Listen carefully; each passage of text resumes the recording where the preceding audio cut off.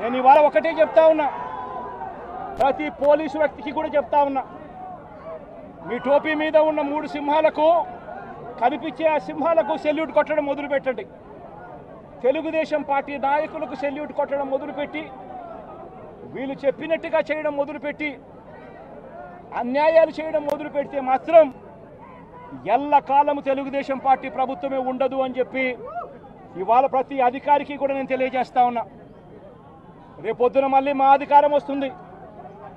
వచ్చినప్పుడు అన్యాయం చేసిన వీళ్ళందరినీ, వీళ్ళ అధికారులందరినీ, అన్యాయం చేసిన ఈ నాయకులందరినీ కూడా బట్టలు కూడా తీసి నిలబెడతామని చెప్పి కూడా ఈ సందర్భంగా తెలియజేస్తా ఉన్నాను.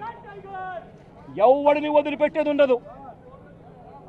ఇదే వంశీని అరెస్ట్ చేసేటప్పుడు సిఐ అన్నాడట, నేను 1.5 సంవత్సరంలో రిటైర్ అయిపోతాను అని చెప్పి. రిటైర్ అయిపోయినా కూడా, సప్త సముద్రాల అవతల ఉన్నా కూడా మొత్తం అందరినీ కూడా పిలిపిస్తామని చెప్పి కూడా ఈ సందర్భంగా చెప్తా ఉన్నా.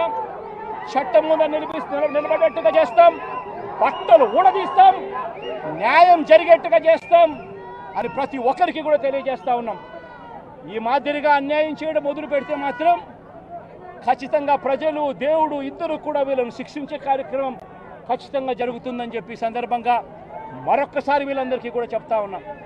అన్యాయంలో భాగస్వాములు కావద్దండి. మీ టోపీ మీద ఉన్న సింహాలను గౌరవించండి, వాటికి సెల్యూట్ కొట్టండి, మీ వ్యక్తిత్వాన్ని కాపాడుకోండి అని చెప్పి ఈ ప్రతి అధికారికి కూడా ఈ సందర్భంగా తెలియజేస్తా ఉన్నాం.